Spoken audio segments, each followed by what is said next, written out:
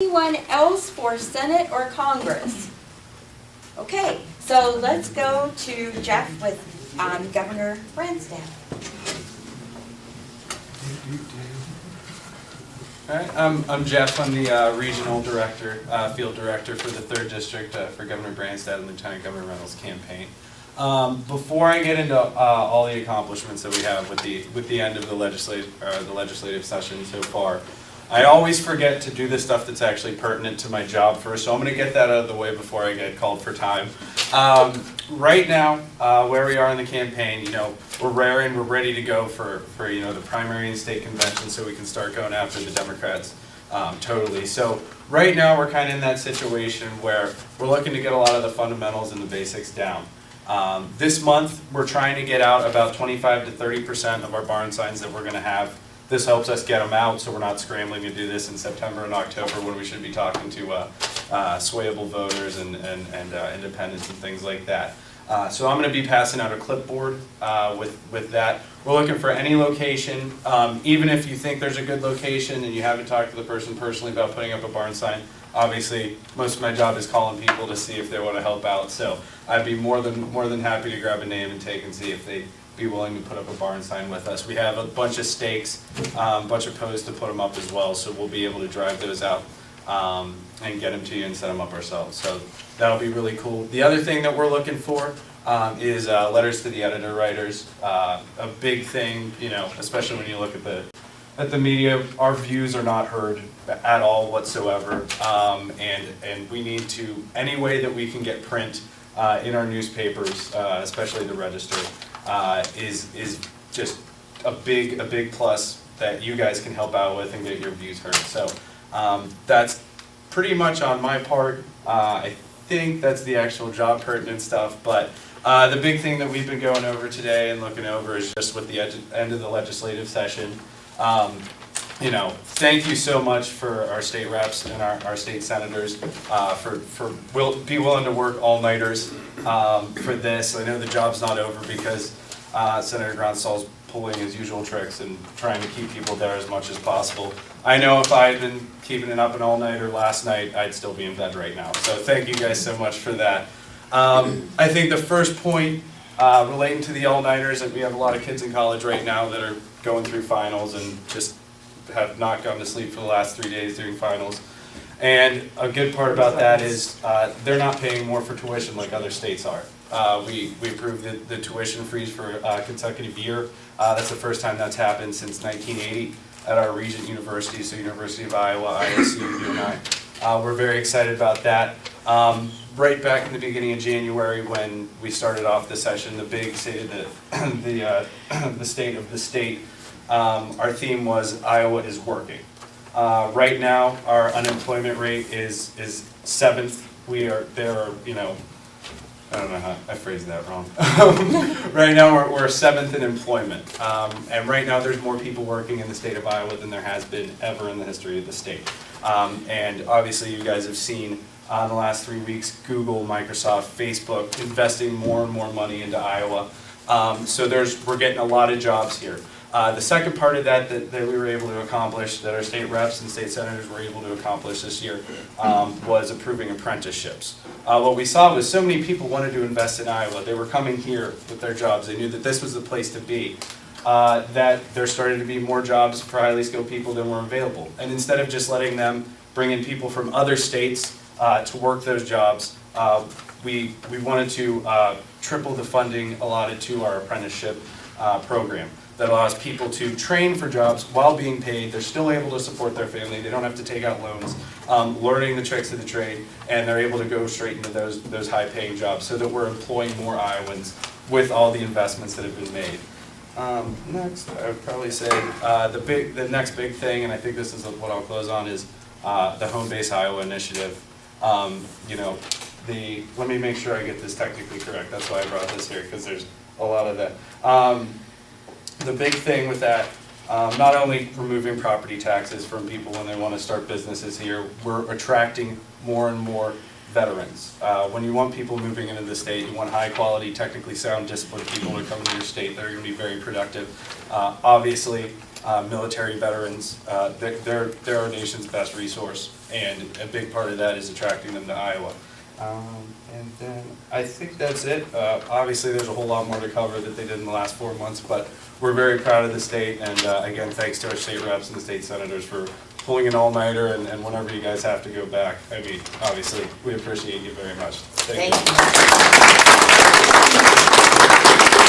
Okay, so that pretty much, yes. Yeah, I just want to say, since they didn't have reps here, vote for Tom Hopeling, therefore he's now had a speaker, and vote for Mr. D. Now he's had a speaker here too, and that's everyone.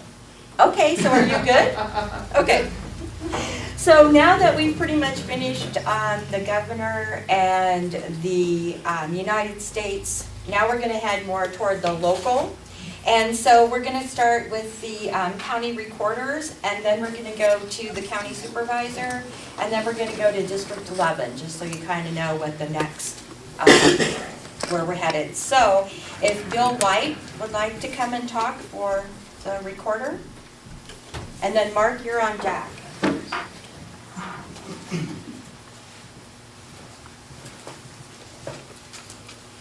Good evening. My name is Bill White. I'm running for Pottawattamie County Recorder. Like many of you that are or are not, I am not a politician. I am a business manager. And that's exactly what the County Recorder's office is. It's a business. It's a segment of the business of Pottawattamie County. I currently have about 12 employees that I manage. I co-manage between 2 offices. And I also run the Council Bluffs office. I have 34 years of experience of working with public records. Case in point, I almost didn't make it here because I had a client who was having problems understanding ambiguities on his deed. It's just simple things like that. I'm running for Pottawattamie County Recorder, and I appreciate your vote, and please tell everyone. Thank you.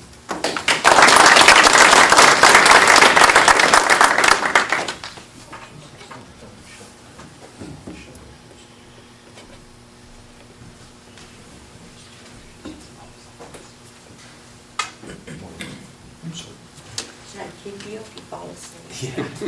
Good evening, and thank you for this opportunity. I have only had 2 hours sleep in the last 30, so please forgive me if I'm not at my best. My name is Mark Brandenburg, and I am running for the county recorder. I've got a bachelor's degree from Bellevue University, an associate's degree from Iowa Western Community College, and I'm a longtime Republican.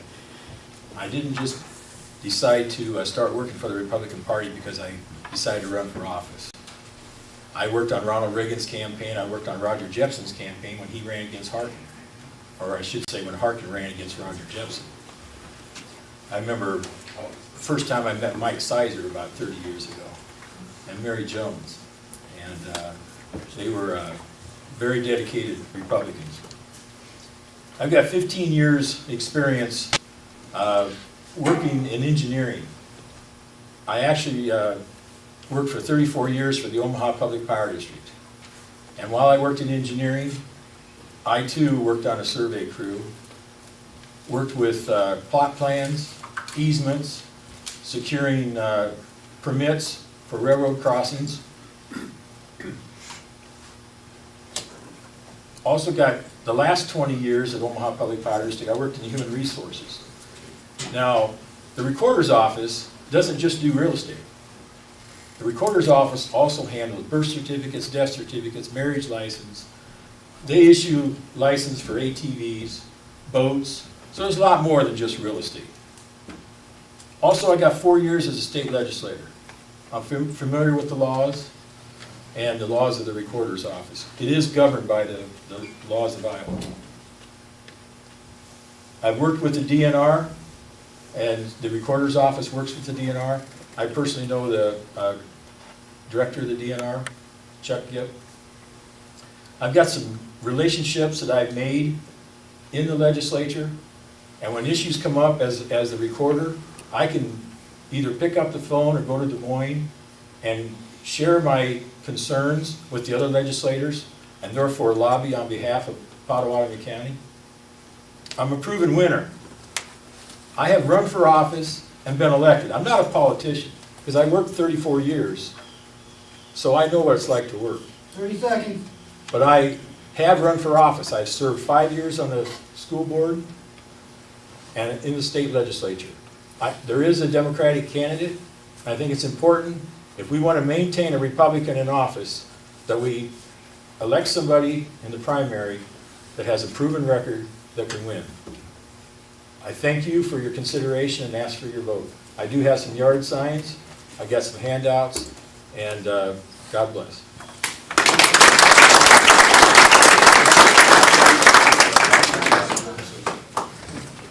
Yes, yes, yeah, we're just trying to get as much done as we Yeah, that's why I didn't want to can. say anything about it while I was. Yeah, Justin? We're now going to Supervisor, Pottawattamie County Supervisor, Justin Schultz. Yeah, you gotta give me about 30 seconds, I gotta fix this flag backwards. Oh, it is? So, apologize, I just, That's okay, it was inside out, so. See, now we're inside out. That's how it's supposed to aim. Okay.